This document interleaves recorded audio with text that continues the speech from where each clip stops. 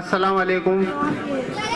Dice पे तमाम हजरात और हमारे हैदराबाद के मेहमान और लातूर के मेहमान और हमारे जिला अध्यक्ष और फची भाई शहर अध्यक्ष, तमाम मजलिस के जिम्मेदारान, आज जो ये जलसा है मजलिस की जानिब से मुनाक़द किया गया है।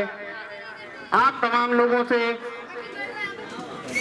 एक बात कहने के लिए आपके दरमियान में यहाँ पहुंचे हैं और आप तमाम लोगों का शुक्रिया अदा करता हूं कि कम टाइम के अंदर आप सब अपने काम और फुर्सत को लेकर यहाँ पर आए हैं।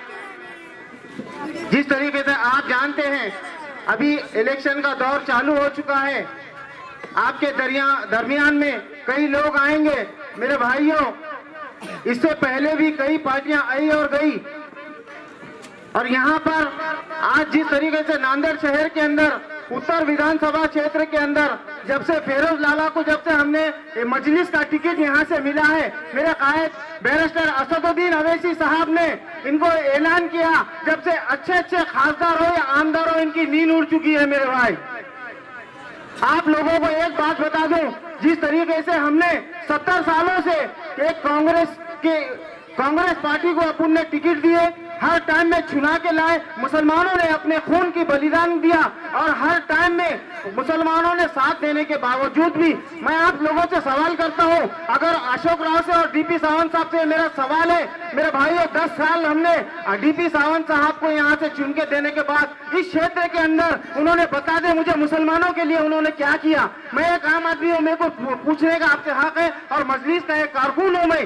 जिस तरीके से मैंने देखने के अंदर भी 15 साल से मैं देख रहा हूं, जब से मैं छोटा था जब से देख रहा हूं, सिर्फ और सिर्फ मुसलमानों को इस्तेमाल किया गया। 70 सालों के अंदर जब जिस तरीके से मुसलमानों ने जब भी जिस तरीके से आवाज उठाने की कोशिश की, मुसलमानों की सियासत को खत्म करने का काम इस अशोक राव ने किया है मेरे भाई।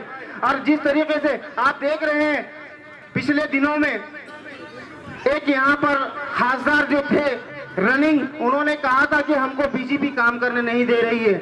मेरे भाई, नांदेड़ शहर के अंदर आमदार इनका, खासदार इनका, एमएलसी इनके 73 नगर सेवक है। अल्लाह का शुक्र है, एक नगर सेवक हमारे झोली में भी आ गया। आज हमने उनको आमदार का टिकट दिया, जो जिसका नाम है साबिर चौक। इंशाअल्लाह यहाँ से दोनों आमदार चुना के लाने की कोशिश तो हम मेहनत कर रहे हैं मेरे भाई। आप तमाम तो जानते हैं हैदराबाद के जो 2 भाई हैं मेरे भाई, पूरे हिंदुस्तान पे भारी है। आज मैं बोलने वाला उनसे डरता है मेरे भाई। और आप लोगों को एक चीज और बता दूं, नांदेड़ शहर के अंदर आप तो विकास हुआ बोल रहे हैं, विकास तो पागल होगा। और कई लोग सिर्फ बोलते हैं बीजेपी ने हमको काम करने नहीं दिया। रनिंग नगर सेवक रहने के बावजूद भी ये काम नहीं करते। 2 साल हो गए, आज 11 तारीख है, पूरे 2 साल हो गए नगर सेवकों को मैंने नहीं देखा। कई लोगों ने, मेरे भाइयों ने मेरे पास आके बोले नगर सेवक हैदराबाद में, नगर सेवक हमने हैदराबाद का चुन के नहीं दिए, फारूक नगर का 10 नंबर वार्ड का चुन के दिए कि हर टाइम वो हैदराबाद में बोल रहे। आप वहीं रहना, यहाँ काम नहीं करना चाहिए बिल्कुल।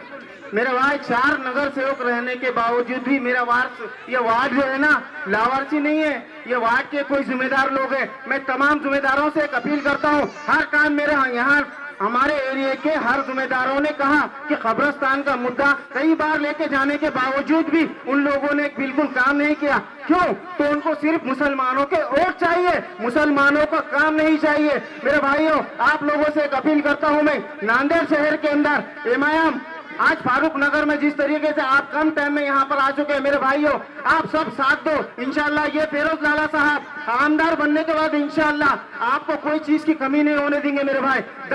आज मैंने एक चीज देखा, आज ये शेर की दहाड़ की वजह से आज फारूक नगर में सिर्फ पैदल दौरा फेरोज लाला ने करने की वजह से डीपी सावन यहाँ तक पहुंच गया मेरे भाई। अभी इतने दिनों का इलेक्शन डिक्लेयर हो गए, अभी तक वो यहाँ पे पहुंचे नहीं मेरे भाई। आप लोगों को एक बात बताता और चलूं, आज फारूक नगर का एक एरिया ऐसा है, हर जगह चंबर खुले हैं, नालियों की सुविधा नहीं है बराबर, मेरे माँ बहनों के डॉक्यूमेंट बराबर नहीं है, तो कोई नगर सेवक उनको वड़क पत्र देने को तैयार नहीं है और कोई अवेलेबल वहाँ पे ऑफिस में कोई रहता नहीं। भाई, जब तुम्हारा ये नगर सेवक की नहीं चलाना है तो रिजाइन कर दो ऐसे नगर सेवक की।